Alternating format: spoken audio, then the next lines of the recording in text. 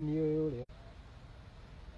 ũrĩa ndĩratũire oyaga thendi, igemanĩtie na hinya mũnene, ndirabatara kuoya thendi rĩngĩ.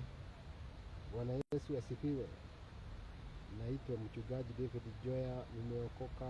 Yesu ni Bwana, na niko hapa kufanya ile kazi niliyoitiwa nayo, ni ya kuhubiri injili ya Bwana wetu Yesu Kristo. Nikiwa katika hii mwili, mimi ni balozi wa ufalme wa mbinguni katika hii dunia ya mwili na damu. Nami niko hapa kuongea yaliyo ya mbinguni, ijapokuwa bado niko katika hii dunia.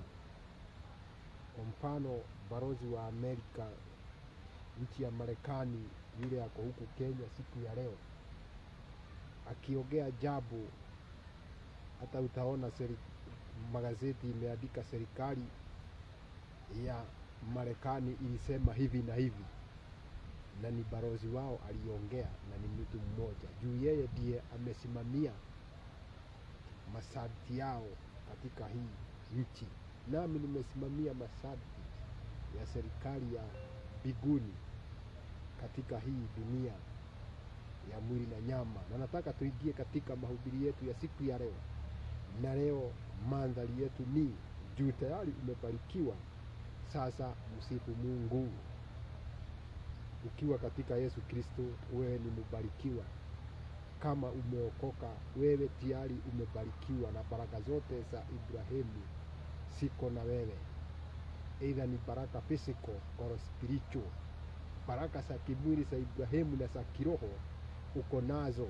Juu Mungu alisema, na Mungu habadiliki. Alimwambia Abrahamu, wazao wote wa dunia ama dunia yote itabarikiwa kwa ajili yake. Naye alikuwa anamaanisha Yesu Kristo atazaliwa katika uzao wa Abrahamu, na yeyote yule atakaye muamini Yesu Kristo amezaliwa kimwili kutoka kwa uzao wa Abrahamu, naye atakuwa amebarikiwa, naye atakuwa amepata baraka za Abrahamu za mwili na za kiroho. Juu Abrahamu ndiye mwanadamu wa kwanza kubarikiwa na Mungu, na Mungu akasema umebarikiwa, umebarikiwa. Hizo baraka tuko nazo. Na sasa juu wewe ushabarikiwa, sasa msifu Mungu, sio tu kunugunika.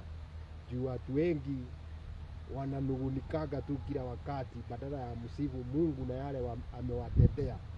Wao hunugunika kila wakati, wanaonaga tu yale hawajatendewa, hawaonagi yale wametendewa. Nasi tutasoma katika Mwanzo 29:31 mpaka 35. Tusikie vile neno la Mungu litatuambia kuhusu baraka na wale waliobarikiwa. Nimeokoka. Yesu ni Bwana. Mwenye anijui, naitwa mchungaji David Njoya,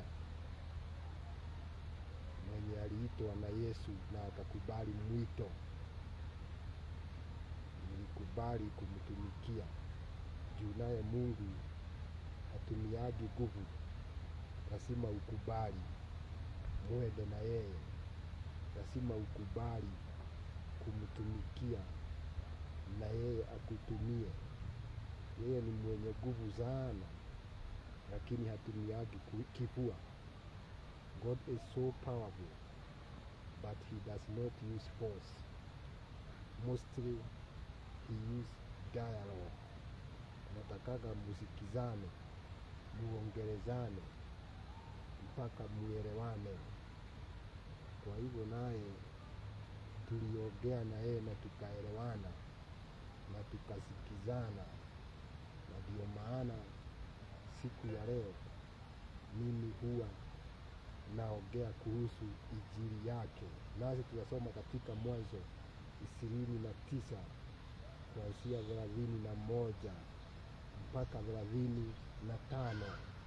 Bwana akaona ya kwamba Lea hakupendwa, naye akafungua tumbo lake, bali Raheli alikuwa hazai.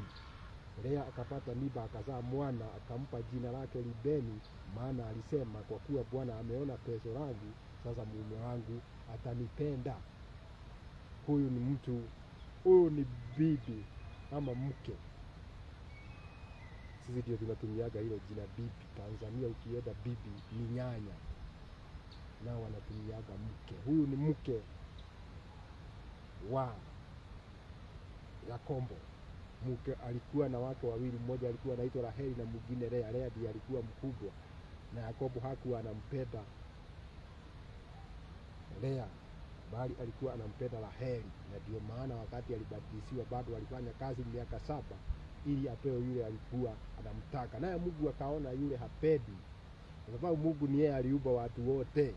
Mungu akabariki huyu hapendi na akampea watoto. Yule anapendwa akamnyima watoto. Kwa hivyo wakati mwingine kumbe maadui wanaweza fanya Mungu atubariki.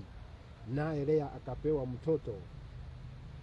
Mstari wa 32 inasema, Lea akapata mimba akazaa mwana, akampa jina Rubeni, maana alisema, kwa kuwa Bwana ameona teso langu, sasa mume wangu atanipenda. Naye alipopewa mwana, badala ajue Mungu amemfanyia jambo mzuri na la maana, amshukuru Mungu, alianza kusema, sasa mume wangu atanipenda. Mstari wa 33, akapata mimba tena akazaa mwana, akasema, kwa kuwa Bwana amesikia ya kwamba mimi sikupendwa, amenipa na huyu, akamuita jina lake Simeoni. Akapata mimba tena akazaa mwana, akasema, basi wakati huu mume wangu ataungana nami, kwa sababu nimemzalia wana watatu. Kwa hiyo akamuita jina lake Lawi. Tunaona huyu mwanamke anaitwa Lea amepewa watoto watatu, lakini kwa hawa watoto wote watatu hakuna mahali anamsifu Mungu. Yeye anasema tu, mume wangu sasa atanipenda, mume wangu sasa atakubali kutembea na mimi.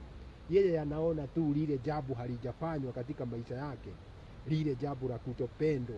Haoni amependwa na Mungu tayari, na kupendwa na Mungu umependwa hata na dunia. Naye sasa hajaona yale mambo Mungu amemtendea, aone ndio ya maana zaidi hata kuliko kupendwa na yule mume wake. Naye anaongea tu kuhusu kupendwa mume wangu. Unaona, mwana wa kwanza anasema, Bwana ameona teso langu, sasa mume wangu atanipenda. Mtoto wa pili anasema, mstari wa 33, kwa kuwa Bwana wangu amesikia ya kwamba mimi sikupendwa, amenipa na huyu. Mstari wa 34, basi wakati huu mume wangu ataungana nami, kwa sababu nimemzalia wana watatu. Yote anaona tu mume wangu, na anaona tu lile jambo hajatetewa, lile la kutopendwa. Haoni yale ametetewa ya kupewa watoto na yule mwingine hata hana. Ashukuru sababu ya hilo. Yeye haoni hilo, yeye bado anaendelea kunugunika. Nayo manunguniko haya bado Mungu hamwachilii. Mstari wa 35, akapata mimba tena akazaa mwana, akasema, mara hii nitamsifu Bwana. Kwa hiyo akamuita jina lake Yuda, akaacha kuzaa. Naye alizaa watoto 4. Huyu 4 hapa ndio ameona hata akisema, mume wangu ataendana na mimi, mume wangu atanipenda, hakuna jambo linabadilika. Naye sasa akaamua, nimepata wana 4, sasa nitamsifu Mungu. Alipomsifu Mungu, hawa wengine wote hakuwa anakumbuka kumsifu Mungu. Huyu 4 amekumbuka kumsifu Mungu. Ndio maana naye nikakwambia, usabarikiwa, msifu Mungu. Wacha kunugunika, wacha kuona yale hujatendewa. Ona hilo umetendewa, umsifu Mungu kwa hilo. Ona umepewa mtoto, msifu Mungu sababu ya kupea mtoto. Ona umepata kazi, msifu Mungu sababu ya kupata kazi. Ona unalala kwa nyumba, msifu Mungu kwa sababu kuna wengine wanalala nje. Wacha kuona yale hujatendewa. Wacha kuona Lea alikuwa anaona kutopendwa na mume wake. Yeye haoni yale ametendewa na Mungu ni mazuri na ya maana kuliko mke mwenza Raheli ambaye alikuwa dada yake. Yeye hana watoto, yeye asapewa watatu, lakini bado anaendelea kunugunika. Haoni baraka, amsifu Mungu. Naye wakati aliona hivyo akakubali kumsifu Mungu. Hapo ndipo Mungu alikuja. Lile baraka sasa Mungu akatembea nalo. Nawe uko na baraka, usabarikiwa. Hicho kidogo ulicho nacho Hata jaketi kama hii unafaa umsifu Mungu. Kuna mwingine ako na imeraruka na hana ingine. Wewe uko hata na ya kubadilisha. Wacha kuangalia lile jambo hauna. Yeye alikuwa anaangalia kutopendwa, badala aangalie kupata watoto. Hiyo ndio baraka kubwa zaidi. Na sijui alikuwa amepata watoto namna gani na mume mwenye hampendi. Kwa hivyo alikuwa anapendwa lakini ni yeye haoni anapendwa. Alikuwa anapendwa lakini anaona yule mwingine ni kama anapendwa zaidi kumuliko. Na wewe wachaga kuona yale hujafanyiwa, onaga yale umefanyiwa. Usabarikiwa na Mungu sababu kuna kitu unaweza kaa hata siku ya leo umsifu Mungu sababu ya hilo jambo amekutendea. Naye wakati alimsifu Bwana Lea, mstari wa 35 Mwanzo 29 inasema akapata mimba tena akazaa mwana, akasema mara hii nitamsifu Bwana. Kwa hiyo akamuita jina lake Yuda na akaacha kuzaa. Mungu alikuwa anagojea hilo. Na ndio maana bado alikuwa anampea mtoto, anaendelea kunugunika ile manuguniko ya kwanza, anampea mwingine. Wakati alimsifu Mungu hakumpea mwingine, na sio ati hakumpea, lakini Mungu alikuwa anataka apatiwe nafasi ili atembee na hili baraka pamoja nalo. Naye Mungu akaingilia lile baraka, akaingia ndani ya ile baraka, akatembea nayo kujisifu. Mungu hakutuleta hii duniani kwa jambo lingine, bali ni ajisifu kupitia sisi. Mungu hakuwa anapewa nafasi kwa wale wanawote watatu wa kwanza. Alipewa nafasi kwa huyu mwana wa nne mwenye alisifiwa sababu yake. Naye akaona sasa hii ni baraka ya Mungu. Mungu umenipea hii, hata sitaangalia kutopendwa tena na kusifu sababu ya kunipea wana wa nne. Naye Mungu akatembea kwa lile baraka la nne. Najua unajiuliza alitembea namna gani. Mungu aliingia kwa ile baraka ya Yuda. Na huyo Yuda akawa ndiye baraka hata kwa nchi ya Israeli na kwa dunia yote. Sababu wafalme wote wa Israeli wengi kabla hiyo nchi haijagawanyika iwe na nchi ya Israeli na ya Yuda, ama na ufalme wa Yuda na wa Israeli wakati wa Solomon. Wafalme wote wengi walitoka katika huo ukoo wa Yuda. Naye Mungu akawa anaongoza nchi ya Waisraeli ama wana wa Yakobo kupitia huo ukoo wa Yuda. Naye Mungu akawa anasifiwa na kuonekana ukuu wake kupitia huo ukoo wa Yuda, kupitia ile baraka yenye Mungu alisifiwa, naye akakubali kukuja kuungana na ile baraka, akatembea pamoja nayo. Na wewe ni wewe hujamsifu Mungu kwa ile baraka amekupea. Hata kama unaiona ikiwa kidogo, wewe unaonaga tu yale hujatendewa. Wacha kunugunika na yale hujatendewa. Msifu kwa yale amekutendea. Msifu Bwana sababu ya yale amekutendea. Lea alikuwa ananugunika sababu ya kutopendwa. Anasahau kumsifu Mungu sababu ya kupewa watoto, na anapewa watoto wakiwa wazima, wakiwa hawana shida yoyote, wakiwa sio vilema. Badala ya aone hayo yote, alikuwa anaona mume wangu atanipenda, mume wangu atakubali kutembea na mimi, mume wangu. Wakati aliacha kuona hayo, akaona yale ametendewa, akasema sasa nimepewa mwana, sasa nitamsifu Mungu. Mungu akakuja kwa ile baraka, akatembea nayo. Na akatembea nayo mpaka saa hii anatembea na ile baraka. Sababu hata Yesu Kristo alizaliwa kutoka ukoo wa Yuda, na nimesimama hapa sababu ya Yesu Kristo, sababu ya kuokoka na kusema Yesu ni Bwana. Ndio maana naongea na wewe. Kwa hivyo ile baraka hata saa hii inafanya kazi ndani ya Mungu, sababu aliingia ndani ya ile baraka. Yule mtoto alisifiwa juu yake, akaingia ndani yake. Mpaka saa hii Yuda anajulikana zaidi kuliko Rubeni, na yeye ndiye alikuwa mkubwa. Rubeni ndiye alikuwa kivugua mimba. Lakini Yuda hata saa hii nimesimama hapa sababu ya Yuda, juu Yesu Kristo alizaliwa kupitia ukoo wa Yuda.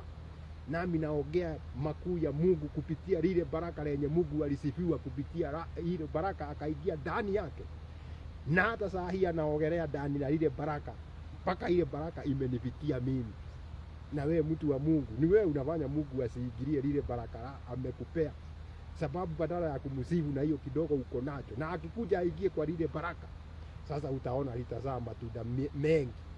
Hata yale hujafanyiwa yatafanyika kupitia lile baraka, sababu Mungu ataingia ndani yake. Sasa atembee nalo. Na Mungu akiwa ndani ya baraka, hiyo baraka itazaa matunda mengi mpaka yafunike yale hujatendewa ukose kuyaona. Kwa hivyo mtu wa Mungu, ndio maana nikakwambia usabarikiwa, sababu hakuna jambo, huwezi kosa jambo la kumsifu Mungu nalo. Hata kuamuka ukiwa uhai. Kuna wengine wako hospitalini, msifu Mungu, wacha kunungunika.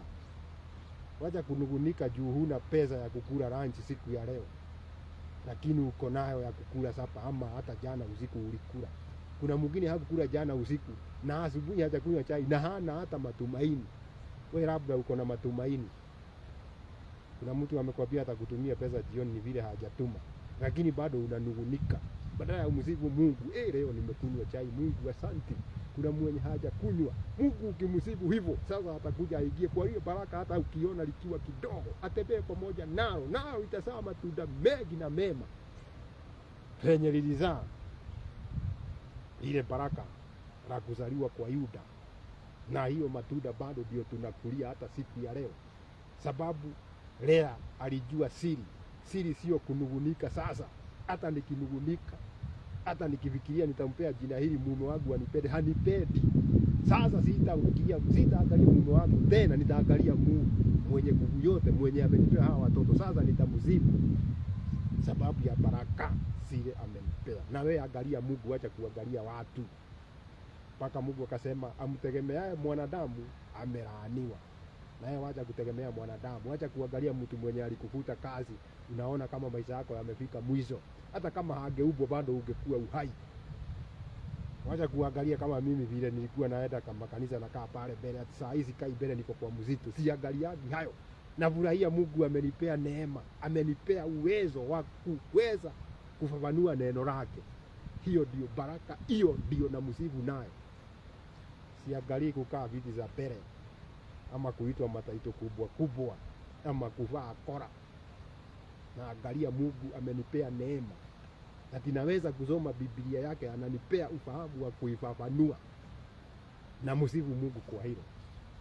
Kwa sababu ya kumsifu Mungu kwa hilo, ataigilia hili jambo, alipanue liwe baraka kubwa, lizae matunda zaidi mpaka yafunike yale nilifanywa madharau, yale nilidharauliwa bila sababu, yale watu waliniongelea juu ya kusema ukweli, yatakuja kufunika hayo. Nami nitamsifu Mungu sababu ya kunipea uwezo wa kufafanua Biblia na neno lake.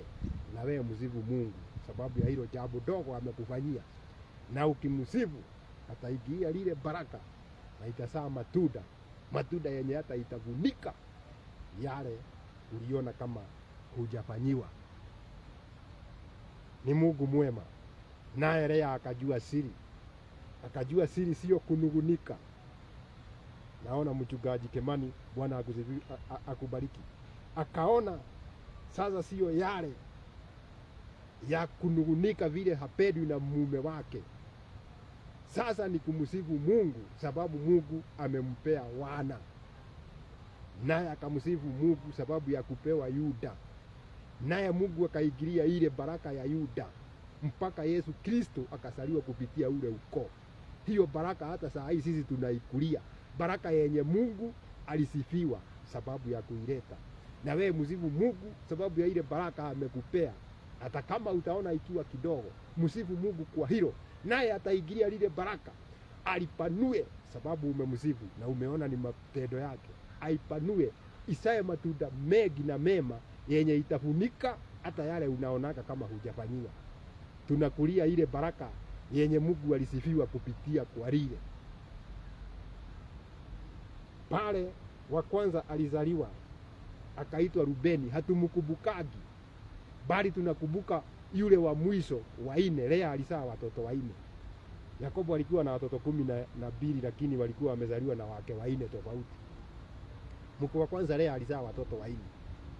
Yule wa 4 na ndiye alikuwa wa mwisho wa Lea, ndiye tunakuliaga baraka ile lake kupitia Yesu Kristo, juu alizaliwa katika ukoo wa Yuda. Tunakulia ile baraka sababu kwa ile baraka Mungu alisifiwa. Lea alijua siri, akajua siri ni kutomsifu Mungu. Sasa nitamsifu. Alipomsifu, Mungu akaigilia lile baraka, likawa baraka pana, likapanuka. Ndio maana hata wakati huu miaka zaidi ya 3,000 imeisha, tunakulia lile baraka, mimi na wewe wale wamekubali kuokoka, juu Yesu Kristo alizaliwa kutoka ukoo wa Yuda. Hakuzaliwa kutoka ukoo wa Rubeni, na yeye ndiye alikuwa kivubua mimba wa Yakobo, bali alizaliwa kutoka ukoo wa Yuda, mahali penye yeye alisifiwa. Mama yake akatamuka tu akasema, na tutasoma katika mstari wa 35 Mwanzo 29, turudie tena, akapata mimba tena akazaa mwana, akasema mara hii nitamsifu Bwana. Kwa hiyo akamuita jina lake Yuda, akaacha kuzaa. Alipojua siri ni kumsifu Bwana, naye Mungu akakuja akaigilia lile baraka, likapata matunda mengi na likapanuka mpaka Yesu Kristo akazaliwa kupitia lile baraka. Nasi wakati wa leo tukamjua Yesu Kristo kupitia ukoo wa Yuda. Kwa hivyo naye mtu wa Mungu, wacha kunugunika kama vile Lea alikuwa ananugunika ile mara 3 kwa wale watoto 3 wa kwanza alikuwa amepata. Kila wakati kusema mume wangu sasa atanipenda, mume wangu sasa atakubali kutembea na mimi, mume wangu. Akaona hata akisema hiyo hakuna tofauti inapatikana. Lakini wakati alimsifu Mungu, tofauti ilipatikana. Lile baraka likawa baraka kweli, baraka lenye hata Mungu ameingia ndani yake, na akakubali kusifiwa kupitia lile baraka. Juu naye alitamuka sasa ni kumsifu Mungu. Na wewe tamuka, ona yale umetendewa na Mungu, acha kuona yale hujatendewa. Lea alikuwa anaona kutopendwa, akakosa kuona kupewa watoto. Mwenye anaona anapendwa hana watoto, lakini yeye haoni amempita, yeye anaona tu kutopendwa. Wakati aliona kupewa mtoto ni kitu ya maana kuliko kupendwa, ndipo alimsifu Mungu. Na alipomsifu Mungu, naye Mungu akaigia lile baraka, likawa baraka rata la kuzaa matunda mengi na kupanuka zaidi. Ndio maana hata siku ya leo tunalikulia lile baraka. Sisi tunalikulia ijapokuwa hatukuwa huko wakati huo. Nikakwambia ndio maana nimesimama hapa kusema Yesu ni Bwana, kupitia tu kwa lile baraka la kuzaliwa kwa Yuda. Sababu ya kutamuka tu sasa nitamsifu Mungu. Na wewe kile Mungu amekutendea, ona hicho kidogo, sasa msifu Bwana. Wacha kuona yale hujatendewa. Msifu hata sababu ya kuamuka siku ya leo. Msifu hata sababu ya kukupea chai asubuhi na ukakunywa, kuna mwingine hajakunywa. Msifu hata kwa kutokuwa hospitalini na kuna wengine wako hospitalini. Wacha kunugunika, tayari ushabarikiwa. Sasa msifu Bwana. Kunugunika hakuletaki faida yoyote, lakini ukimsifu Bwana sababu ya hilo kidogo ulicho nacho, hapo ndipo naye ataigilia lile baraka, atembee pamoja nalo na itazaa matunda mengi yenye hata yatapanuka yafunike yale hujatendewa. Bwana Yesu asifiwe. Kwa hivyo najua siku ya leo kuna kitu umekamata, sababu kuhubiriwa ni ukamate jabu. Sasa kutoka leo hakuna kunugunika na yale hatujatendewa na Mungu. Ni mengi hatujatendewa, tungependa tutendewe, lakini kunayo tumetendewa. Situanze kumsifu kwa sababu ya hayo. Si umsifu kwanza kwa kile amekupea. Wacha kuona kile hujapata, na ukimsifu hiyo baraka ndio itakuongoza na ikuongoze milele. Vile hiyo ya Yuda inatuongoza mpaka siku ya leo. Barikiwa na Mungu, na tuamini na tuombe. Mwenyezi Mungu muumba wa vyote, wewe ndiye Mungu wetu, wewe ndiye baba yetu, wewe ndiye uliyetuokoa na ukatuita, na sasa ndio tuko hapa tukiongea makuu yako. Wewe uliyesifiwa na Lea, nasi tunakusifu siku ya leo. Hatutadugunika tena vile alikuwa anadugunika hiyo mara ingine yote 3, bali mara ya 4 akajua siri ni kukusifu, na alipokusifu kweli ukaingia kwa lile baraka. Na ndio maana hata siku ya leo tunaongea kuhusu Yesu Kristo mwenye alizaliwa kutoka ukoo wa Yuda. Nasi hatutadugunika tena, bali tutakusifu sababu wewe ni Mungu. Mwenye ananitazama mbariki, mwenye ananifuata muinue, mwenye akona shida mmalizie, sababu wewe ndiye Mungu wetu na wewe ndiye muumba wa vyote. Tunakuamini tu wewe, sababu hakuna mwingine tunayetegemea. Wewe ndiye Mungu wetu, wewe ndiye muumba wetu, Mungu wa Ibrahimu, Isaka na Yakobo. Ulisema hilo ndio jina lile utakuwa unajulikana nalo dunia yote, na tutakujua kwa hilo, sababu hakuna Mungu mwingine isipokuwa wewe. Na ukatuokoa, ukatuita, nasi tumekubali kwenda pamoja na wewe. Na ni katika jina lako kuu Yesu Kristo nimeomba na kuamini. Mbarikiwe na Mungu, amen.